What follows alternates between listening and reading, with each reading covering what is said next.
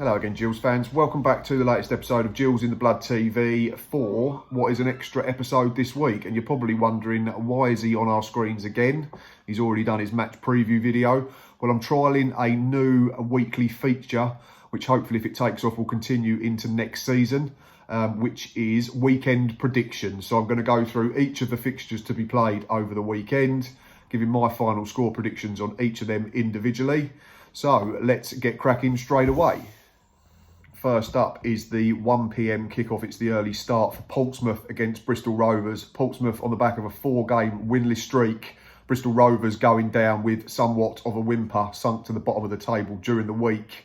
Perfect opportunity for Danny Cowley's Pompey for me to get back onto the winning trail and try and reignite that playoff push. For me, the final score will be Portsmouth 1, Bristol Rovers 0. Crewe Alexandra take on Rochdale in a battle of the teams in the bottom half of the table. Crewe safe, won during the week after a bit of a sticky patch. Rochdale giving themselves a chance at a vital time of 1-3 on the bounce at home, having not won for 18 months or 18 games. Be an interesting fixture. Depends which Crewe turn up.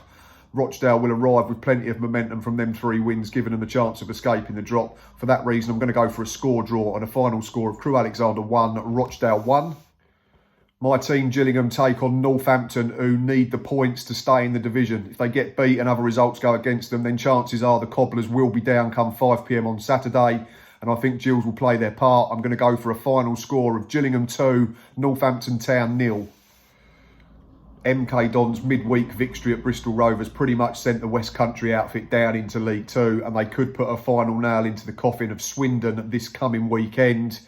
Like I've said before, it depends which MK Dons turn up. If you get the good one, they're a very good side and can beat anyone in this division. Swindon were on a horrendous run until they beat an out of sorts Portsmouth in the week. But I think the home side will have enough to see them off. Going to go for a final score of MK Dons 2, Swindon 1. Carl Robinson's Oxford got himself into the playoff zone for the first time last weekend with that last gasp 3-2 win over my team, Gillingham. But they couldn't back it up in the week. Went down 2-1 at Wimbledon after having James Henry sent off. Their opponents, Plymouth, I got moaned at by a couple of Argyle fans a couple of weeks ago when I predicted my final table and didn't have them to win another game. Well, they got beat 6-0 in the week at home to Charlton. There was some shoddy defending at best, and I can't see them getting anything here. I'm going to go for a 2-0 win for the Yellows. So a final score, Oxford United 2, Plymouth Argyle 0. Liam Richardson has done a brilliant job at Wigan Athletic as they fight against the odds to try and stay in League 1. They've won their last 4 to give themselves a real chance. You'd imagine 3 points here would see them safe. It would certainly take them to the magical 50-point mark. Burton, on the other hand, been absolutely brilliant on the whole since Jimmy Floyd Hasselbank took over. But they are pretty much safe now. So are they coasting? They've become very inconsistent of late. And for that reason, I'm going to predict that the Wigan bandwagon keeps rolling on. Final score for me, Wigan 2, Burton Albion 0.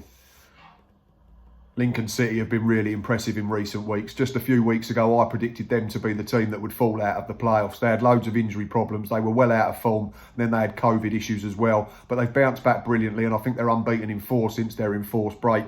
They take on a whole side that pretty much are promoted, whether that's going to be first or second. They don't lose many games. They stay in games even when they're not at their best. And I think this is another game where Hull won't get beaten. I don't think a point would be a disaster for either side. So for that reason, I'm going to go for a final score of Lincoln City 1, Hull City 1.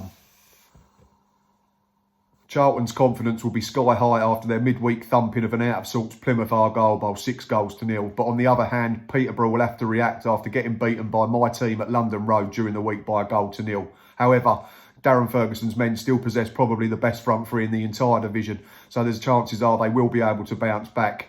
Charlton, with games in hand, will be thinking this is a game, if they don't lose, they've still got a great chance of gate crashing the top 6. Peterborough will think a draw wouldn't be a disaster and will consolidate their position in the top 2. So I'm going to sit on the fence with this one as well and go for a final score of Charlton Athletic 1, Peterborough United 1. After 3 consecutive defeats, Lee Johnson's Sunderland put up a much better showing during the week with a creditable 2-2 draw at Hull. In truth, it's probably not enough to reignite that automatic promotion dream, but what it does is it stops the rot and gives them a platform to go on and build some momentum ahead of what looks like a likely playoff campaign. Accrington, you can never tell which team's going to turn up. I think their manager described them as a Jekyll and Hyde side during the week. They can be very good one week and beat a side that you'd not expect them to get anything against, and then they can put in a lacklustre performance like they did at Peterborough, where they got hit for 7, or more recently against Wimbledon, where they got hit for 5. For that reason, I think Sunderland will have too much for them on the day. I'm going to go for a final score of Sunderland 3, Accrington Stanley 1.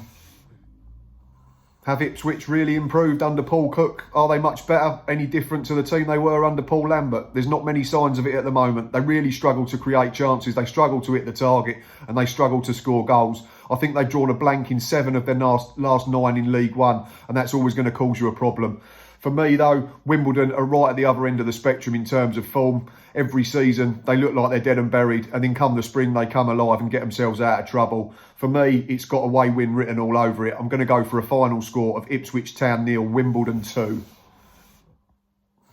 Blackpool's long unbeaten run finally came to an end during the week as they went down 1-0 at relegation-haunted Rochdale. But a home fixture against Shrewsbury, woefully out of sorts at the moment, look a little bit like they're on the beach, represents a good opportunity for Neil Critchley's men to get back on the winning trail and cement their place in the top 6. Like I've said, Steve Cotterill and Aaron Wilbraham have done a really good job at Salop since coming in, but I think their season's just in danger of fizzling out a little bit. So for that reason, I'm going to back Blackpool to get back to winning ways. Final score for me, Blackpool 3, Shrewsbury Town 0. Doncaster Rovers form has sadly fallen off the edge of a cliff in recent weeks and months. Their only win, and I think it is 11, was against an out-of-sorts Shrewsbury a couple of games ago. They got beaten by Accrington in the week, giving away 2 penalties, and their playoff dream looks to be in tatters despite still having games in hand. Momentum's all gone, confidence is at rock bottom, and I can't see them finishing in the top 6 this season. Fleetwood were very good after Simon Grayson took over from Joey Barton. They've got themselves well clear of safety and danger, but they've become a bit patchy over recent weeks. They lost at home to Crewe during the week, couple of soft goals, so they'll be looking to bounce back and get back to showing that defensive solidity that they did in the early part of Grayson's reign. For me, I can't see this one being a thriller. I'm going to sit on the fence and I'm going to go for a boring 0-0 draw. So a final score, Doncaster 0, Fleetwood 0.